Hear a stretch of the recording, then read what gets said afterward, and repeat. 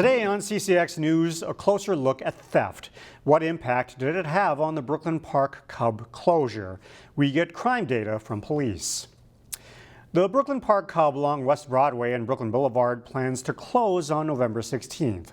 The company stated the store's business performance as the reason, but anecdotally, community members blamed theft.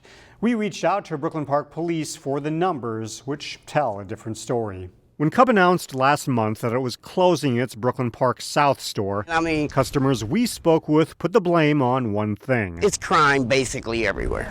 I've seen that they've been trying to save it, putting security in there, putting the police box in the parking lot, but that just wasn't stopping the community from stealing. And it's just heartbreaking to hear that they're going to be closing. We can only deal with what we're called to. However, if you talk to the Brooklyn Park Police Department, they say the numbers don't back up that perception. It's not all crime. A lot of people just want to say, oh, it's Brooklyn Park, it's got to be crime, it's got to be crime. Well, no, it doesn't, and it's not just that.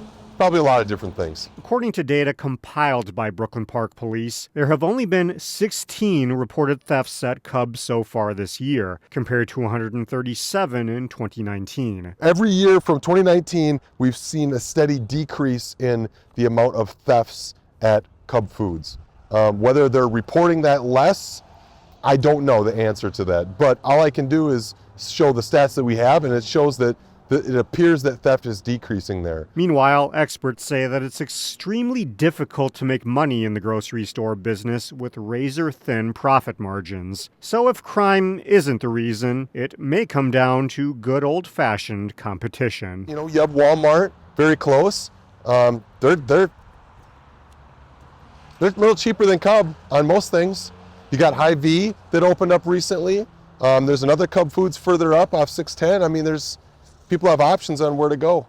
Inspector Faust says Cub recently hired Brooklyn Park Police to act as security at that location.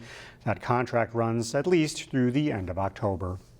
The recent Federal Reserve rate cut has already led to falling mortgage rates, an expected boost for the housing market. In Golden Valley, there's one area doing better than most. According to data from Black Knight Inc., Golden Valley's 55427 zip code was one of the hottest markets in the metro during the second quarter of 2024. 95 homes were sold. They were on the market for an average of 51 days, with an average list price of $379,000.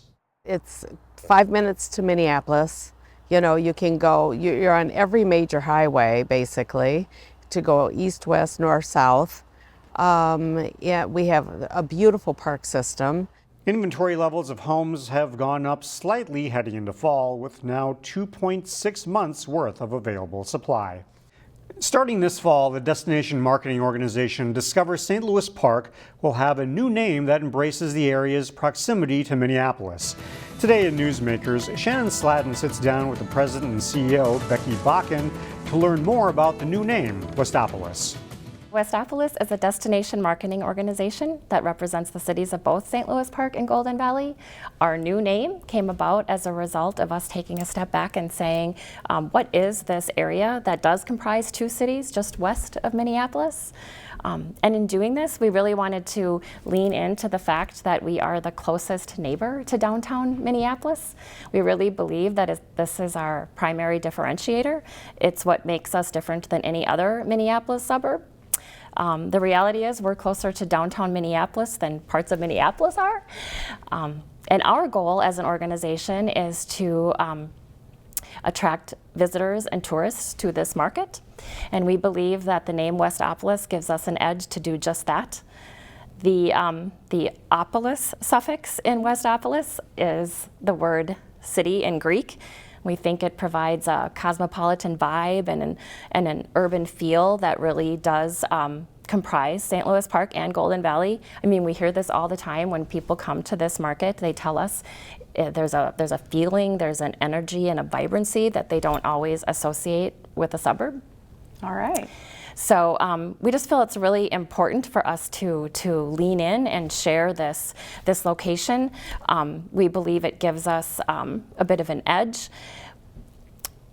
Well, you know, when we think about tourism, and we think about Minneapolis, and so I'm sure our area benefits from big events in Minneapolis, but there's small things attracting folks to the suburbs too that make a big impact. Right, there's so many things that go on here, and really what we always like to say is we are a marketing agency, but we're marketing a product that exists here. It's the product of both of our cities. It's the product of entrepreneurs and residents here that are doing great events and community things. It's the product of our hospitality community. So all of that exists and exists the same way that it always has. When people come here, they're going to fall in love with this place, as they always have. They're going to fall in love with St. Louis Park, the city, and Golden Valley, the city, our food scene, our outdoor activities, our cultural amenities, our walkability, and our proximity to everything. That doesn't change. For us, we're about boosting the economy and bringing more people here.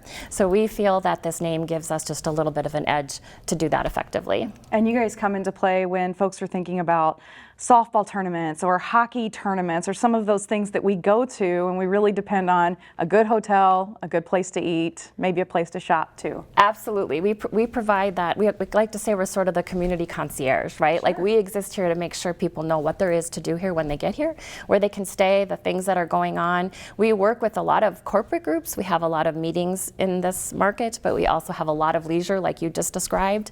And we have a lot of events, and we want it all, because all of that equals a vibrant community and keeps people wanting to come here and come back again. All right, very good. We'll end on that. Becky Bakken, President and CEO of Westopolis. Thanks for being here. Thank you.